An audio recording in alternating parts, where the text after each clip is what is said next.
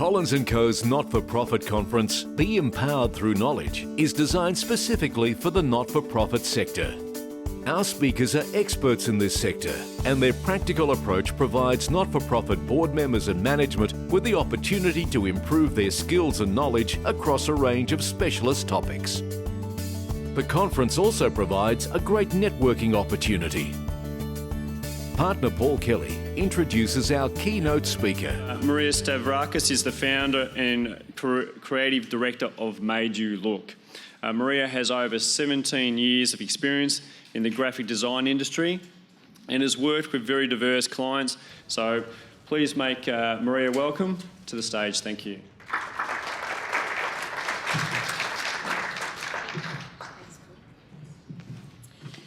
Good morning, everyone, and thank you for such a warm welcome, and welcome to the first stream session of the Collins & Co. not-for-profit conference. Now, thank you, Chris. I want to start off by saying thank you for such a great and inspiring presentation. You gave me a lot to think about. And it's very fitting because I struggled to define my purpose within my presentation for today. I knew it, I feel it, but putting that in words can be quite challenging for anyone. So thank you. I think I smiled throughout your whole presentation, so you've given me a lot to think about. So my purpose today is to be able to share with you some of the important aspects of brand strategy that I've learnt throughout my career. Now, I first thought, how am I going to fill out this whole hour with you? And yes, we will be together for an hour. I don't like to hear my own voice for an hour, so I have included some videos that I will play for you today. But I'm really excited about sharing with you some of the content that I've learnt quite a while ago, and I have practiced in my business and in my learnings, and also some new findings that I'm really excited to share with you about. So my aim is that by the end of the hour, you'll be able to go into work tomorrow with a different perspective on how to identify the triggers, values, and scenarios that influence the buying behaviour of your target audience. So as you know, the theme today is how to move and motivate your target audience. Can everyone hear me okay? Yeah? Great.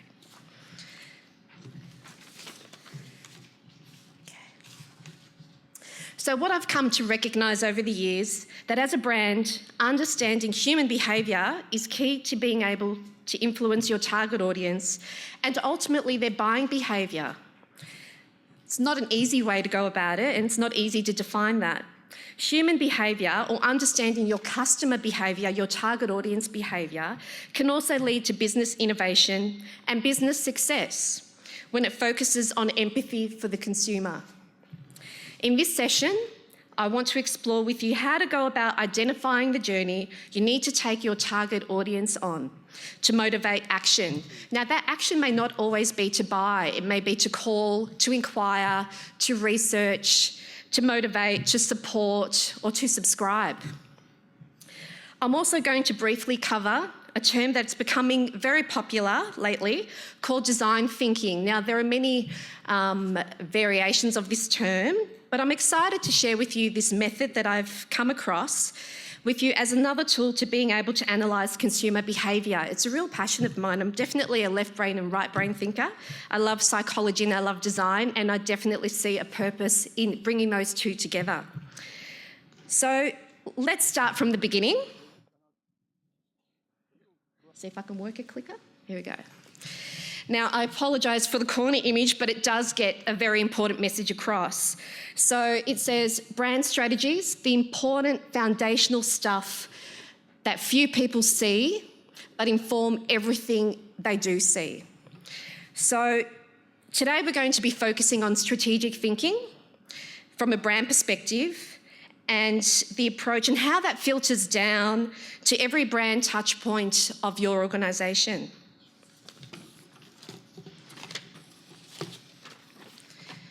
Okay. Click on. So to go where you want to go, understand what motivates your target audience. We need to start from the beginning, the foundational stuff, and look within the brand first, specifically in 3 key fundamental stages or areas. So I want to share with you a simple idea called the golden circle. Wrong shape. Now, there's a man called Simon Sinek, you may have heard of him, created this golden circle concept where he focuses on the why, the how, and the what of your brand. Now, I know I've shown this before in other presentations. I do apologise if you have seen it. It's 5 minutes long. It's very inspiring, so people do like to watch it over again. But it really does set the thinking for the rest of the session. So Simon actually gave a 20-minute presentation on how great leaders inspire action, but I'd like to show you this part of the presentation because it's quite important for the rest of our presentation. So sit back, relax, and enjoy the video.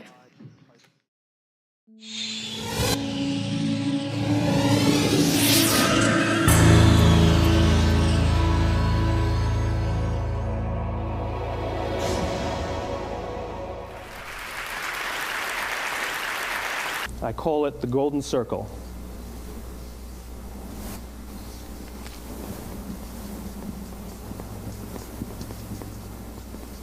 Why, how, what? This little idea explains why some organizations and some leaders are able to inspire where others aren't. Let me define the terms really quickly. Every single person, every single organization on the planet knows what they do, 100%. Some know how they do it, whether you call it your differentiating value proposition or your proprietary process or your USP. But very, very few people or organizations know why they do what they do. And by why, I don't mean to make a profit. That's a result. It's always a result. By why, I mean what's your purpose? What's your cause? What's your belief? Why does your organization exist? Why do you get out of bed in the morning? And why should anyone care? Well, as a result, the way we think, the way we act, the way we communicate is from the outside in. It's obvious. We go from the clearest thing to the fuzziest thing. But the inspired leaders and the inspired organizations, regardless of their size, regardless of their industry, all think, act, and communicate from the inside out. Let me give you an example. I use Apple because they're easy to understand and everybody gets it. If Apple were like everyone else, a marketing message from them might sound like this. We make great computers. They're beautifully designed, simple to use, and user-friendly. Want to buy one? Meh. And that's how most of us communicate. That's how most marketing is done, that's how most sales is done, and that's how most of us communicate interpersonally. We say what we do, we say how we're different or how we better, and we expect some sort of behavior, a purchase, a vote, something like that. Here's our new law firm. We have the best lawyers with the biggest clients. We have, we always perform for our clients, do business with us. Here's our new car. It gets great gas mileage. It has, leather seats. Buy our car. But it's uninspiring. Here's how Apple actually communicates. Everything we do, we believe in challenging the status quo. We believe in thinking differently. The way we challenge the status quo is by making our products beautifully designed, simple to use, and user-friendly. We just happen to make great computers. Want to buy one? Totally different, right? You're ready to buy a computer from me. All I did was reverse the order of the information. What it proves to us is that people don't buy what you do, people buy why you do it. People don't buy what you do, they buy why you do it. This explains why every single person in this room is perfectly comfortable buying a computer from Apple. But we're also perfectly comfortable buying an MP3 player from Apple, or a phone from Apple, or a DVR from Apple. But as I said before, Apple's just a computer company. There's nothing that distinguishes them structurally from any of their competitors. Their competitors are all equally qualified to make all of these products. In fact, they tried. A few years ago, Gateway came out with flat-screen TVs. They're eminently qualified to make flat-screen TVs. They've been making flat-screen monitors for years. Nobody bought one. And Dell came out with MP3 players and PDAs. And they make great quality products, and they can make perfectly well-designed products, and nobody bought one. In fact, talking about it now, we can't even imagine buying an MP3 player from Dell. Why would you buy an MP3 player from a computer company? But we do it every day. People don't buy what you do, they buy why you do it. When we communicate from the outside in, yes, people can understand vast amounts of complicated information like features and benefits and facts and figures. It just doesn't drive behavior. When we communicate from the inside out, we're talking directly to the part of the brain that controls behavior, and then we allow people to rationalize it with the tangible things we say and do. This is where gut decisions come from. You know, sometimes you can give somebody all the facts and your figures and they say, I know what all the facts and details say, but it just doesn't feel right. Why would we use that verb? It doesn't feel right. Because the part of the brain that controls decision-making doesn't control language. And the best we can muster up is, I don't know, it just doesn't feel right.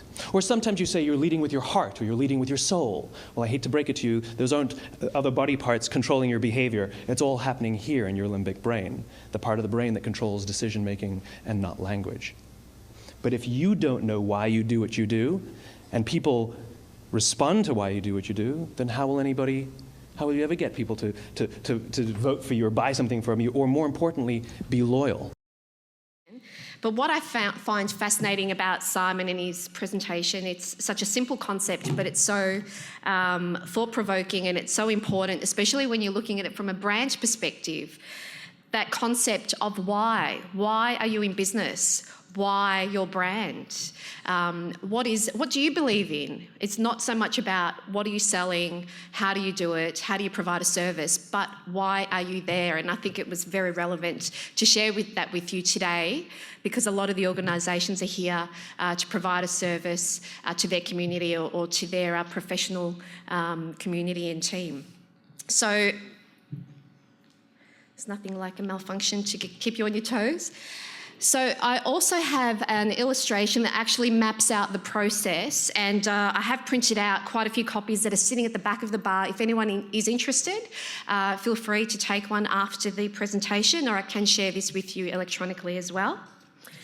So as Simon says, if you don't know why you do what you do and people respond to what you do, then how will you ever get people to buy from you, donate to you, subscribe to you, become a member of your organisation, or more importantly, be loyal to you and want to be part of your community and your organisation?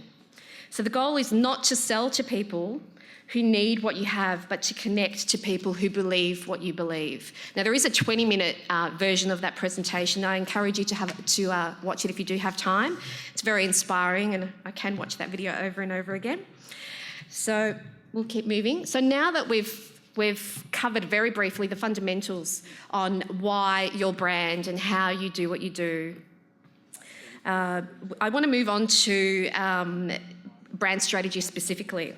So while it seldomly appears on the balance sheet, a strong, well-supported brand that understands its why and operates from it is one of a company's most enduring assets. And I've spoken to quite a few professors over the years who've done a lot of research in design and innovation, and they've told me that they've conducted many, many interviews, and it has come up that the top 50 companies in Australia all put design in their business plan and marry that up with innovation as an important part of business objectives and their outcomes, which is great news.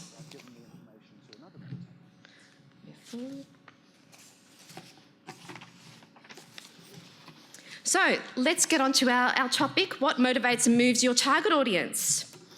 So brand positioning, what is it? In not-for-profit marketing, there are two definitions of brand positioning. Both play an important role in understanding the link between your brand promise and whether your target audience is experiencing what you promised. It's also useful when developing marketing campaigns and being able to measure against that. Ultimately, what is your brand promise and how does that customer experience that promise? So the first brand position is from a strategic perspective. It's closely aligned to strategic planning, or what we'd call brand strategy, and is how you try and place your product or organisation in the marketplace. It's an essential part of building a brand, which you are in control of communicating your brand promise, what you stand for, and what consumers should expect. So we've all looked up a restaurant that we've never been to before, and you read a write-up, you read the reviews, you read their website, and you paint a picture in your mind or an expectation in your mind as to what your experience might be. And when you arrive, that experience is going to match up with what you read and what you expected in your mind, or it won't be. So it's a very basic example of brand promise and brand experience. Now, the second type of positioning is called customer-defined positioning. Now, this can be a tricky one. So this is what your customers really think of your product, which could be a good, service, or an idea, and what they think of your organisation, as opposed to what you would like them to think. It is what your customers say about your product and your organisation after they've left the room. Now, this is really telling as to whether your brand promise is actually marrying up to that experience. Sometimes when we look at an internal organisation, we find that there's a lot of internal process, and it may get lost along the way with delivering the right brand experience to match up with the promise that you intended. So why do you need to know exactly and honestly what your customers think about your organisation, your products, or your service? So the answer is simple. If you do not know, you will not know how to improve, and you won't be able to communicate that improvement to your customers. On a deeper level, by understanding the consumer, their needs and wants, you can connect with them on a deeper level and create long-term brand advocates. Now, this is a brand map that starts from the left-hand side and lists all the business goals, business strategies, and you can see how it actually filters through into your brand voice, developing your brand strategy, your brand experience, your brand promise, and then filtering through to the marketing, the brand identity, and down to every communication channel you can think of. So it's really important to start with all the fundamental the how, the why, and then look at it from a strategic direction. So then that way, all your results will then come back to looking at your goals and business objectives and see how they've married up and see whether you have achieved those goals. Now, I have printed out this map as well. It's down the back if you'd like to refer to that at all. This is where it gets fun. So this is where we try and understand the target audience, and we call this customer personas. Now, a customer persona is a representation of your ideal customer. Now, today's target audiences have more ways to interact with organisations, more than ever. But this increase in communication channels like social media, online, it doesn't always necessarily translate into a positive customer experience. So today's marketers are investing across the entire journey, from discovery, learn and try, to buy, use, and advocacy. That's why customer personas and customer journey mapping have recently emerged as some of the latest trends in marketing. I do have a great reference tool that I have referenced for today's presentation. It's called Customer Journey Maps and Buyer Personas, the Modern Toolkit to Marketing from IBM. And if you'd like, I'm happy to share that with you as well after the presentation. Again, I really love lots of information and data. People find that very, very interesting coming from a designer, but I do love both worlds. So, how to go about developing a customer persona. Some of the questions you can ask is, really, who is our target audience? Are they different to our current customers? Are our current customers really aligning with the values that we have, aligning with our beliefs and our purpose of being here? If not, who are the targeted audience that we want to work with? What is your relationship with them, and what would you like it to be? Understand how your targeted audience lives and works, and how does your organisation align with their values and their way of life? What ultimately influences their buying behaviour? Is it friends? Is it a certain communication? Is it product? Is it innovation? It could be a multitude of things. You might find you already have demographic and behavioural information that provides valuable customer insights within your organisation, from maybe past marketing campaigns, events, sales details, and membership numbers. Another way of building that customer persona is by actually conducting interviews with recent customers to find out about their experiences, and maybe even include perspectives from people who deferred a purchase decision or purchase from a competitor. Comprehensive customer personas also dig deeper to reveal the attitudes, feelings, and goals and that we use an empathy map to actually discover those that motivate customers during the customer journey. Now, these are not as obvious to the person conducting an interview, and you really need to dig deeper to see how people react, to see their physical changes in their body, to see the changes in their voice, and that's really, really important to document as well. Now, developing comprehensive customer personas will set a well-focused foundation for your marketing campaign. So you get more accurate information about what's this target audience wanting from you, what communication connects with them, what is going to actually drive their buying decision, what's important to them, what are their values, and how do they align with your organisation's values as well. And is that enough to get them to buy, to click, to follow, to call, or be a brand advocate? So the interviewer should ask detailed questions and listen carefully to the answers, digging deeper where appropriate, as customers are sharing their insights on how their evaluation and buying process went. So some of the things you'd like to capture when building that customer persona, and it's so important to get as much information as you can, you might ask, what's important to them? Why are they looking at your product or your organisation or your service? What triggered the buyer to begin a search for a new product or solution? Did they want to help? Did they want to be part of a professional community? What is it that made them take that step? What was their selection criteria? Everyone has a mental tick box or little checklist in their minds about what is it that's important to them, and when a brand marries up to those or ticks those boxes, they're more likely to buy from you.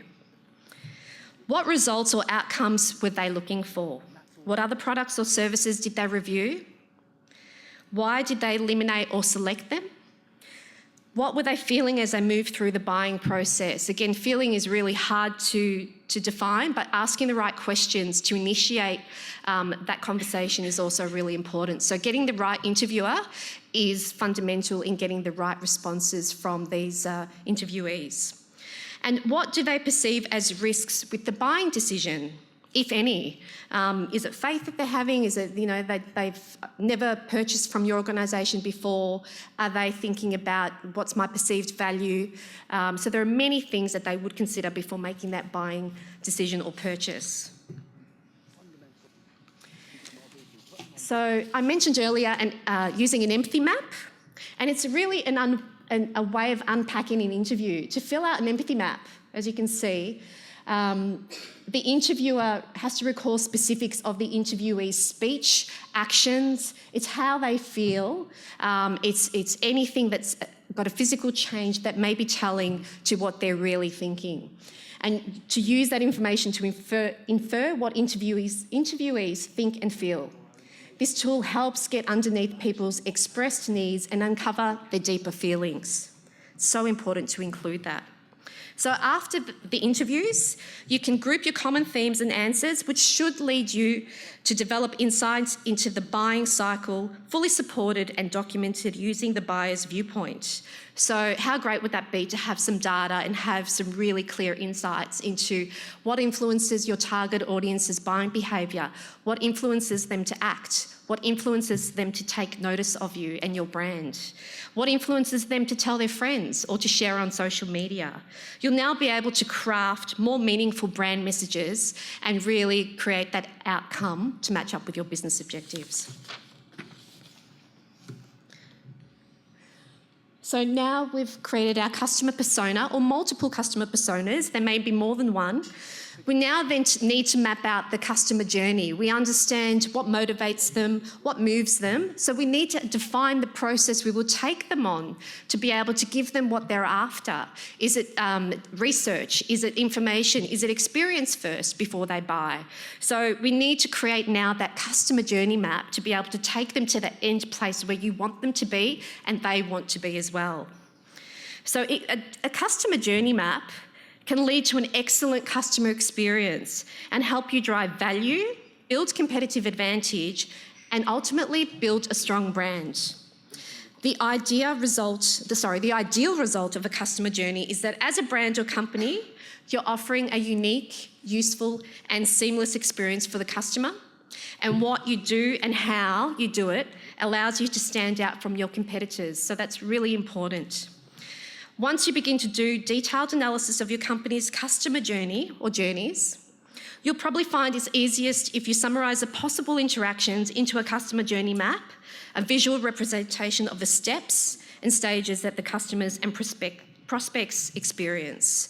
Now, this can be filtered through to every touch point, brand touch point, from a phone call to a visit on site to an online presence to social media. So referring back to that brand map that I showed earlier, that can give you some insight into all the different channels that you can deliver your customer journey map through. The power of analytics. I won't go into it too much today. It's really powerful and important to get the right marketing data to be able to use to then drive sales, to drive membership, to increase donor contribution. But as you plan, create and revise your customer journey map, don't forget to also incorporate any recorded marketing data, whether it be digital or otherwise. Some organisations will record manually on an Excel spreadsheet.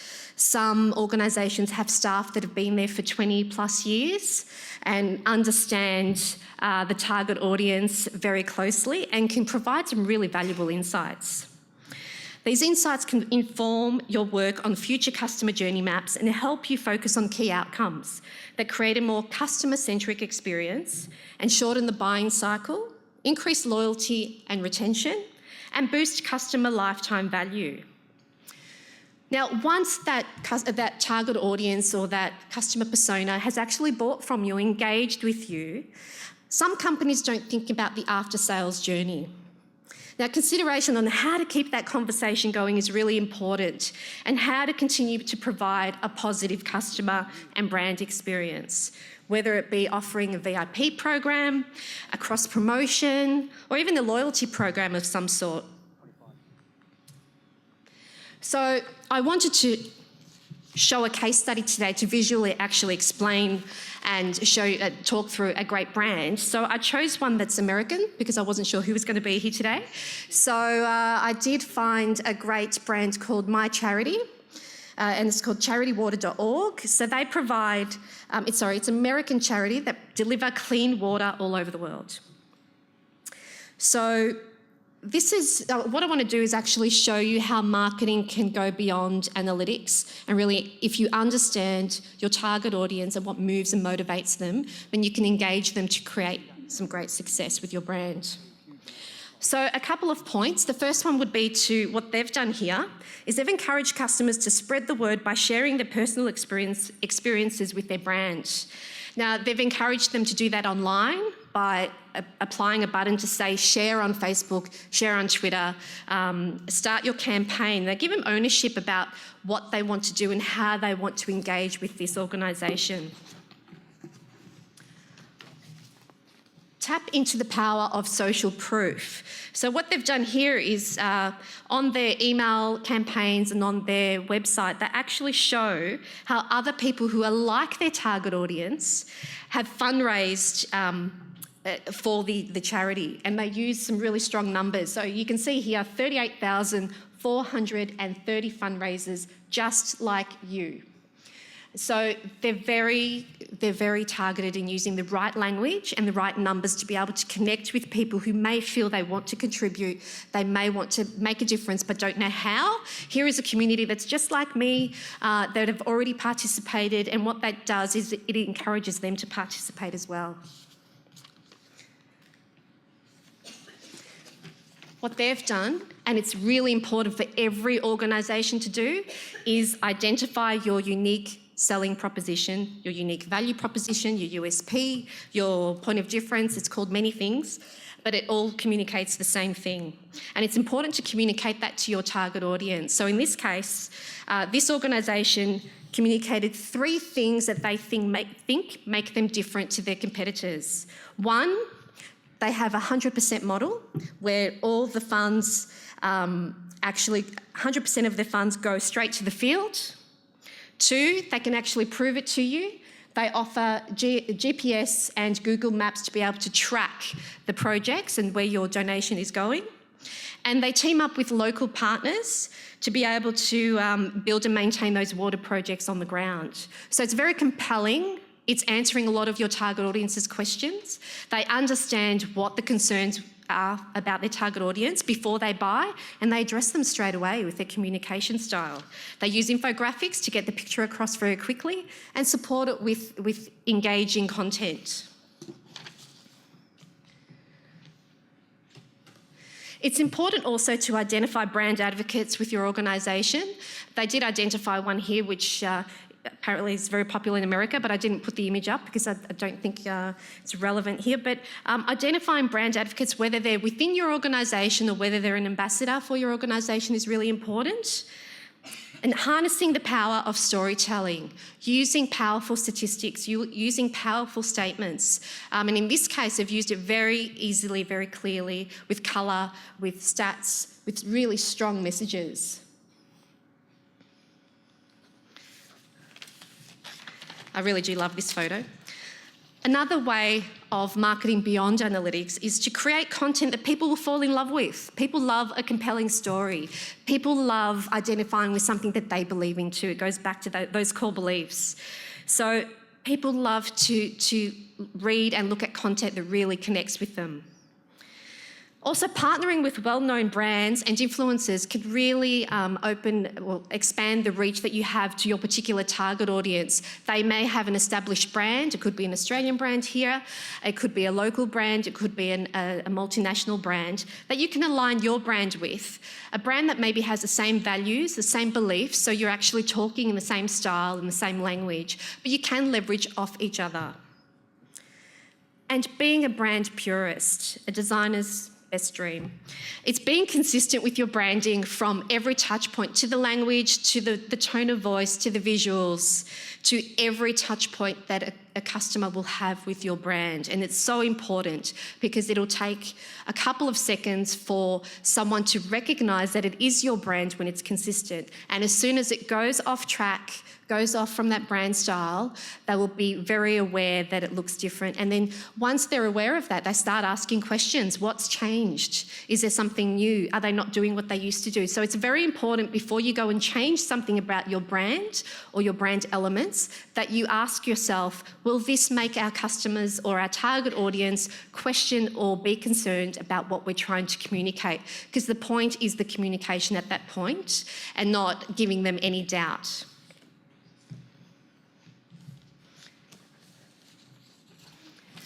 Get creative with your copy, especially with your headlines and your call to actions, whether it's on your brochure, your website, your email campaigns, flyers, whatever it is, get creative with your copy. Be confident, be firm, be clear, and ask and tell them what to do next. So for example, 800 million people still live without clean water. Pledge your next birthday to help. So with this organisation, they actually give potential customers the option to contribute in a way that they connect with, whether it's giving up their birthday to help, whether it's creating their own fundraiser, or whether it's participating in an event. So it gives them a choice of what really connects with them, what they can achieve and what they can contribute. And using really simple buttons that have keywords like donate now, read the story, give to clean water, is all about how you frame that language that's really important, that gets that person to click on that button and take that next step, ultimately to get that credit card out and purchase or donate, whatever it is you want them to ultimately do for you. Brand storylines. Just looking at how much time we have left. Now, I won't read through all that because that's quite a lot of content. But brand storylines are really important and they come from different places. They're just as important as each other. So I want to cover 7 brand storylines today briefly. Now, the first storyline that a brand can tell is from their own communication material. The story is based on its strengths, its ambitions and its purpose. Its role in shaping how people see the brand and what they believe in about the brand. And great brands set their promise to the market through their story. Now, there's also the story that consumers tell themselves. These are the alignment stories. Remember, we talked about that brand promise versus the brand experience. This is where that consumer will actually tell themselves, did I experience what I expected? Did I experience what they promised I would? And then they will actually make it up in their own minds whether it was a yes or a no, whether they will continue to buy from you or follow you or be a loyal advocate. The stories that consumers share with others. This is really powerful now with such a presence in social media. It's increasingly, these revolve around experiences and reviews. People will post an individual experience, a positive review, a negative review, and you don't have a lot of control over that. Now, as a potential customer, we can judge the authenticity of the stories that the brands share about themselves by what others have experienced and the stories they tell of those experiences. The stories that the media shares, they may not always be true, but these are stories on public record. They are the stories of validation or disapproval around a business's behaviours that help consumers decide whether a brand remains on brand to them or not. I see a few people smiling in the audience. The stories that employees share. Now, these are the stories of endorsement and internal proof that employees share with each other to bring the stories alive for them. And when you have a positive brand culture, they really can become brand advocates for your business. They're the ones that are there every day, they're passionate about what you believe in, and they are really strong brand advocates that will connect to that target audience and really will help in that buying process and influencing that buying behaviour. So never underestimate your staff and inspiring them to be brand advocates. The story that the company tells investors or stakeholders. Now, the investment story is actually critical for consumers and employees because it signals the priority of the business. Also, when you're communicating the financials, it's also important to communicate the vision and the purpose as well and see how they align. And the story that competitors tell. It's quite interesting. These stories provide alternative narratives that counterbalance a story being told by the brand and prevent one brand telling a one-sided story. Consumers consciously don't compare brand stories, but subconsciously, they're more likely to believe one brand over another. And it's really important to be clear about your brand story, what makes you different, and understanding again that customer persona will allow you to be able to craft that communication message, to be able to connect with the things that matter to them, but also align to your beliefs and values. It's about getting that right customer and target audience. How are we going with time? So, to summarise this section, to understand your brand, we need to look at what does your brand believe in, the why, the how, and the what. Understanding how brand strategy plays a role in positioning your brand in a market, whether it's strategic branding or customer-defined branding. Now, with customer-defined branding, you really do lose control of what they think about your brand and the perception. So it's really important to have both and to be able to guide them through and tell them what you believe in and what you stand for. Then we move to understanding your customer, identifying your target audience, create a customer persona to provide an accurate picture, collate data on customer persona to develop insights, and conduct interviews to collect in-depth information on what influences them and triggers them to buy. You then collate and group the data into themes. This can get quite detailed, so I won't go over all of it. But getting that data to be able to then identify whether the customer needs or wants are to buy, explore, learn, support, watch, follow is ultimately what you need to be there, then be able to market to them and to be able to engage with them from a brand perspective. And you include as many marketing channels as you can over multiple customer personas. That will then give you the data to see whether a marketing campaign worked, whether there was an increase in sales, for example. Sorry, I talk with my hands a lot.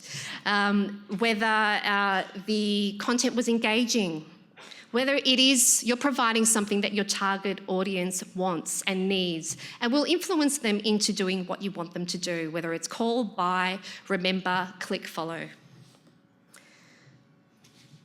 Then we have a strategic focus. We take all that information and incorporate that into our brand strategy. We communicate our unique selling proposition. We create consistent and beautiful design that help to tell our story. We engage compelling storylines. And the most important thing, I think, is focusing on empathy for our customer and always coming back to that. For me, that's the most important part of this process. The next step would then be to deliver a brand strategy and then a brand identity throughout that. Now, we have about 15 minutes. I will show you a couple of videos. I'm sure you're all sick of me talking, but I'm really excited about this new method I have found. It's been around for quite a while, but it's a specific method that I want to share with you, and it's called design thinking. It will make sense in a minute when you see the video of what it actually does. It's an innovative approach that incorporates human behaviour into design. I'm really passionate about that, and it's so insightful. It's human-centred design, and it's a tool for innovation. Now, David Kelly, who actually created this type of thinking, is the founder of IDEO. It's an American design firm, and they apply this design thinking method to every project, and they have clients from GE to charities to furniture companies, you name it, they've done it. He also runs the D School at Stanford University and is very popular amongst the students. They focus on empathy for the consumer, and they figure out what consumers really want by watching them. They create a prototype of what they think their consumers want and need, and they watch them. And they watch their facial expressions, and they watch their body language, and they look for all the pain points, and then they identify at that point there is something that they're not engaging with. What is that, and how can we improve our product to empathise with that end user? So their experience, or the consumer's experience, will communicate what the company needs to focus on from a brand and product perspective. So to make it all make sense, I will show you a little video here. And the reason I really wanted to talk about this and show you this video is it relates to how we identify the factors that move and motivate your target audience and or that end user. So Andrew? Human-centered design is a creative approach to problem solving, one that starts with people and ends with innovative solutions tailored to meet their needs. When you understand the people you're trying to reach and then design from their perspective, not only will you arrive at unexpected answers, but you'll come up with ideas that they'll embrace.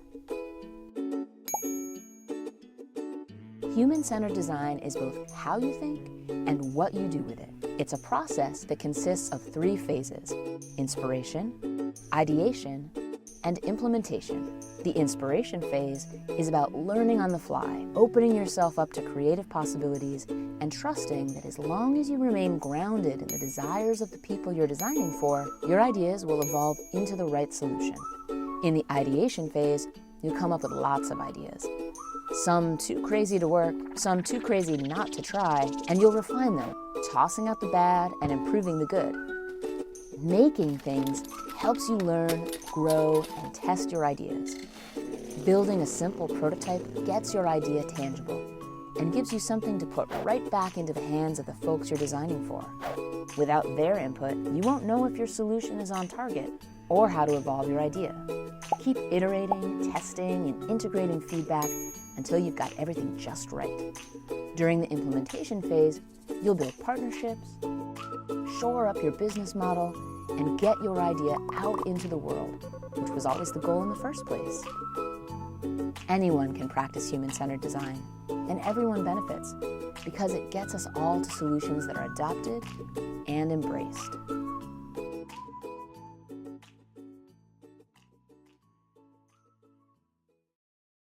So this to me is really exciting. It's a very simple step process that any organisation can take to be able to marry their brand and innovation and really be able to think about that end user, that consumer, that customer, and understand what they're looking for, how they want to use your product or engage with your service. It's quite powerful. What I really want to do is be able to share with you the founder and his thinking behind this method and how he came up with it. It's only a 2-minute clip, but it's really important to be able to put all the pieces together and see how this tool is being used in charities, in social enterprises, in large corporates, and many more companies are actually using this method now. So Andrew, could you play the next video for us? Tonight, we're going to introduce you to one of the most innovative thinkers of our time. He's a man who has had an enormous impact on our everyday lives. David Kelly is the founder of the Silicon Valley global design firm IDEO. His company has created thousands of breakthrough inventions, including the first computer mouse from Apple, the stand-up toothpaste tube, and a better Pringle for Procter & Gamble. IDEO may be the most influential product design company in the world. Kelly was a longtime friend and colleague of Steve Jobs, and he is a pioneer in something known as design thinking, an innovative approach that incorporates human behavior into design.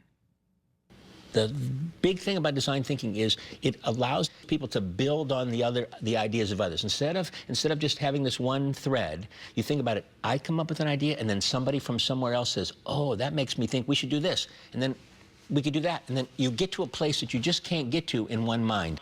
If you follow David Kelly around IDEO, you can see how he has infused that thinking into the legendary Palo Alto firm he founded more than 20 years ago. Breakthrough ideas happen every day here. The key to unlocking creativity at IDEO may be their unorthodox approach to problem solving. They throw a bunch of people with different backgrounds together in a room. So you're in the business end? Yep. My background's in software engineering. Journalism. Aerospace engineer. Doctors, opera singers, and anthropologists, for example, and get them to brainstorm. You got to have a certain culture. You got to have collaboration. You got to have diversity. You got to have an anthropologist and a business person and an engineer and a computer scientist, all of those kinds of... You got it. That's the hard part, is the cultural thing of having a diverse group of people and having them be good at building on each other's ideas. They encourage wild ideas and visualize solutions by making actual prototypes. But the main tenet is empathy for the consumer, figuring out what humans really want by watching them. If you want to improve a piece of software, all you have to do is watch people using it and see when they grimace and then correlate that to where they are in the software, and you could fix that, right?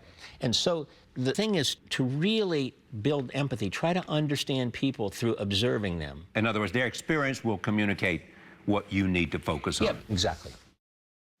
Okay, we'll stop the video there. It does go on and talk about his relationship with Steve Jobs, which sort of gets off topic, but it's a very interesting concept, and you can see how David Kelly came up with the thinking. Now, what they've done, they've actually designed a human-centred toolkit for social enterprises, specifically in communities in Africa, Asia and Latin America. But it's actually available online for free to be able to access and have a look at their process and what they do for those communities. So I encourage you to have a look at that.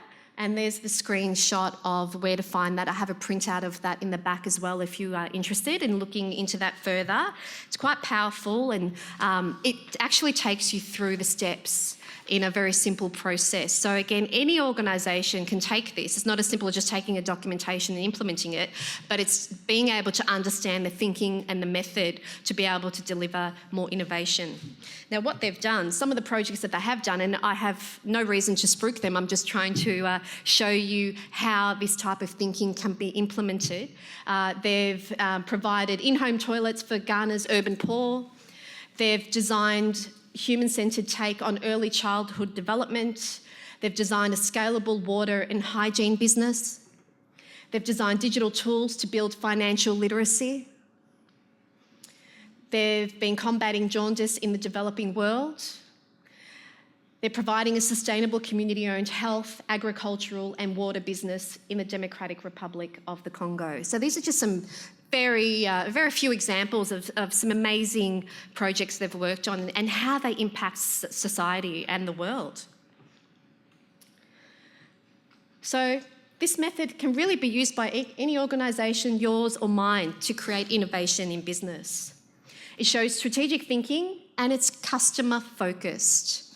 Now, I believe these are the two most important factors, along with your business objectives, when developing brand strategies, finding your brand voice, and communicating your brand story to be able to connect with your target audience. I do want to finish off this presentation with a final clip, and it's David Kelly, and he talks about creative confidence. And being a designer, I'm always about delivering confidence to people that everyone is creative and they do have a creative part in their bodies. What they do is give you a process so that everyone can be creative in their thinking. So Andrew, do you want to play that for me?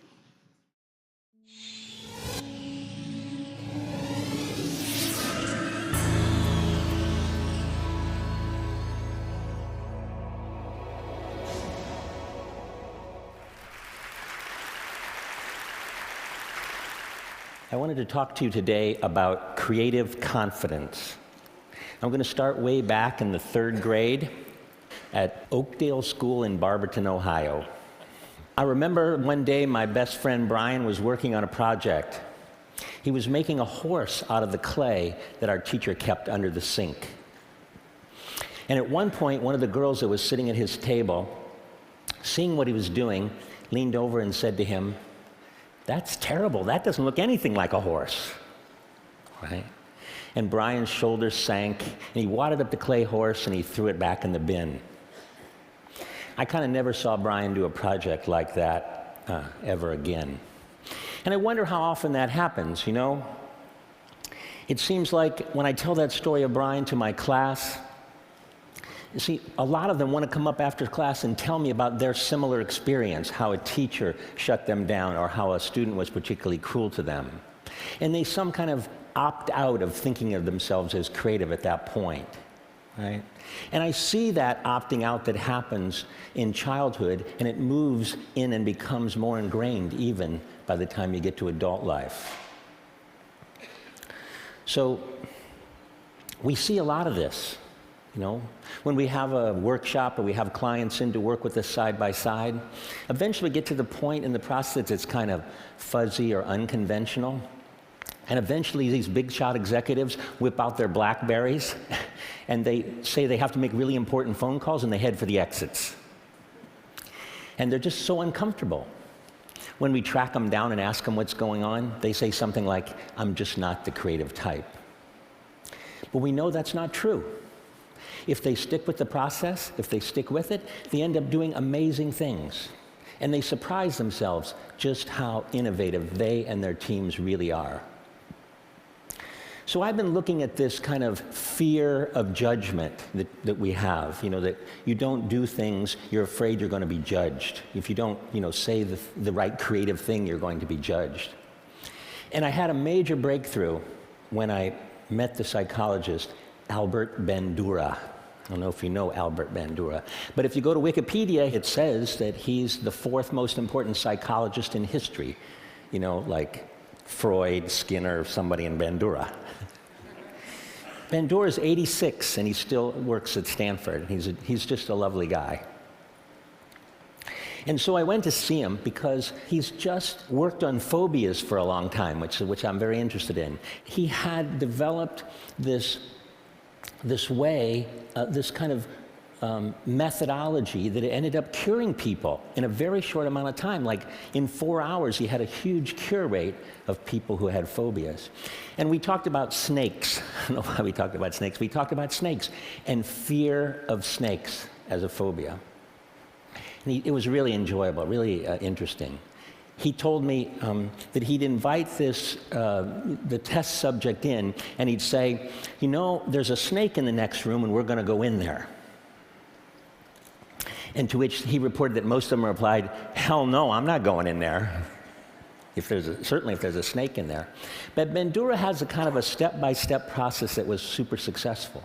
So he'd take people to this like two-way mirror looking into the room where the snake was, and he'd get them comfortable with that. And then through a series of steps, he'd move them, and they'd be standing in the doorway with the door open, and they'd be looking in there, and he'd get them comfortable with that. And then many more steps later, kind of baby steps, they'd be in the room, they'd have like a leather glove, like a welder's glove on, and they'd eventually touch the snake. And when they touched the snake, everything was fine. They were cured. In fact, everything was better than fine. These people who had lifelong fears of snakes were saying things like, look how beautiful that snake is. And they were holding it in their laps, right? Bandura calls this process guided mastery. I love that term, guided mastery, right? And something else happened.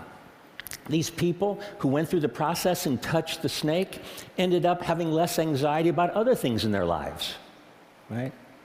They tried harder, they persevered longer, and they were more resilient in the face of failure, right? They just gained a new confidence. And Bandura calls that confidence self-efficacy, right? The sense that you can change the world and that you can attain what you set out to do. Well, meeting Bandura was really cathartic for me because I realized that this, famous scientist had documented and scientifically validated something that we've seen happen over, for the last 30 years, that we could take people who had the fear that they weren't creative, and we could take them through a series of steps, kind of like a series of small successes, and they turned kind of fear into familiarity. And they surprised themselves. The transformation is amazing. We see at the D School now all the time, people from all different kinds of disciplines, they think of themselves as only analytical. And they come in and they go through the process, our process, they build confidence, and now they think of themselves differently. And they're totally emotionally excited about the fact that they walk around thinking of themselves as a creative person. Right? So I thought one of the things I'd do today is take you through, and show you what this journey looks like. To me, that journey looks like Doug Dietz. Doug Dietz is a technical person. He designs medical imaging equipment, large medical imaging equipment. He's worked for GE, and he's had a fantastic career. But at one point, he had a moment of crisis. He was in the hospital looking at one of his MRI machines in use when he saw a young family and his little girl. And that little girl was crying and was terrified. And Doug was really disappointed to learn that nearly 80% of the pediatric patients in this hospital had to be sedated in order to deal with this MRI machine, right? And this was really disappointing to Doug because before this time, he was proud of what he did. He was saving lives with this machine. But it really hurt him to see the fear that this machine caused in kids. About that time, he was at the D School at Stanford taking classes. He was learning about our process, about design thinking, about empathy, about iterative prototyping. And he would take this new knowledge and do something quite extraordinary. He would redesign the entire experience of being scanned. And this is what he came up with. He turned it into an adventure for the kids. He painted the walls and he painted the machine, and he got the operators retrained by people who know kids, like, children's museum people. And now, so when the kid comes, it's an experience. And they talk to him about the noise and the movement of the ship. And when they come, they say, okay, you're going to go into the pirate ship, but be very still because we don't want the pirates to find you. Right? And the results were super dramatic. Right? So from something like 80% of the kids needing to be sedated to something like 10% of the kids needing to be sedated. And the hospital and GE were happy too because you didn't have to call the anesthesiologist all the time, they could put more kids through the machine in a day. So the quantitative results were great. But Doug's results that he cared about were much more qualitative. He was with one of the mothers waiting for her child to come out of the scan, and when the little girl came out of her scan, she ran up to her mother and said, "Mommy, can we come back tomorrow?" Right? And so I've heard Doug tell the story many times of his personal transformation and the breakthrough design that happened from it. But I've never really seen him tell the story of the little girl without a tear in his eye. Doug's story takes place in a hospital. I know a thing or two about hospitals. A few years ago, I felt a lump on the side of my neck. And it was my turn in the MRI machine. It was cancer. It was the bad kind. I was told I had like a 40% chance of survival. So while you're sitting around like with the other patients in your pajamas and everybody's pale and thin, you know, and you're waiting for your turn to get the gamma rays, you think of a lot of things. Most of you think about, am I going to survive? And I thought a lot about, what was my daughter's life going to be like without me? But think about other things. I thought a lot about, what was I put on earth to do? You know, what was my calling? What should I do? Right? And I was lucky because I had lots of options. We'd been working in health and wellness and K through 12 and the developing world, and so there were lots of projects that I could work on.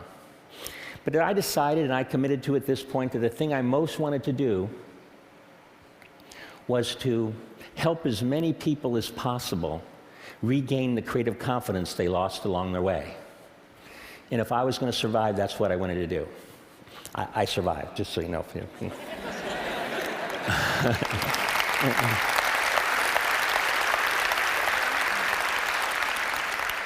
I really believe that when people gain this confidence, and we see it all the time at the D School and at IDEO, that they actually start working on the things that are really important in their lives. We see people quit what they're doing and go in new directions.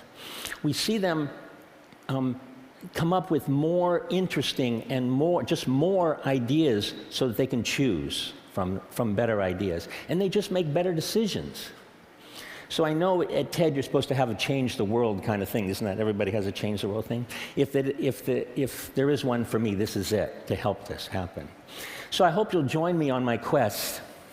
You as kind of thought leaders, it would be really great if you didn't let people divide the world into the creatives and the non-creatives like it's some God-given thing. And to have people realize that they're naturally creative, you know, and that those natural people should let their ideas fly. That they should achieve what Bandura calls self-efficacy, that you can do what you set out to do, and that you can reach a place of creative confidence and touch the snake. Thank you.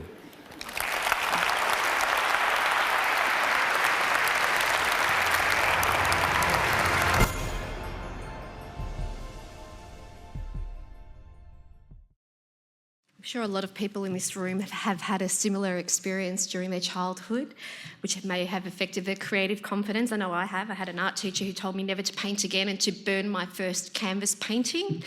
But here I stand as a graphic designer and a brand strategist. I think that just pushed me more to prove her wrong. So what a fascinating man. I actually love this man. I don't know if it's only me, but I love that marriage of design and psychology and his passion for being able to inspire people to find their creative confidence. And that really does lead to innovation. So they're the two main things that I'm really passionate about, and I'm really happy to share these with you today. I will start finishing off. What I did is I actually did go into Wikipedia and look up Dr. Bandura's theory on self-efficacy, because I thought, what does that actually mean? So I did Google it, and I really loved the definition. I thought it's really powerful and very appropriate for today's session. So self-efficacy, let me show you, is the extent or strength of one's belief in one's own ability to complete tasks and reach goals. And I think we heard a bit of that in Chris's presentation as well. Self-efficacy affects every area of human endeavour by determining the beliefs a person holds regarding his or her power to affect situations. It strongly influences both the power a person actually has to face challenges competently and the choice a person is most likely to make. And when I found this, it really did clarify all the thinking that I've had over the years and really validate all the work we've been doing with our clients. And I really love this definition. So the sense that you can change the world or change your world and accomplish what you set out to do is self-efficacy. So thank you for your time today. I hope I've been able to share with you some information of value and some valuable insights into how to move and motivate your target audience. I feel privileged to be here. I think we've run out of time for any questions, but I will be in the breakout rooms and available at lunch if anyone has any questions. And thank you for your time today.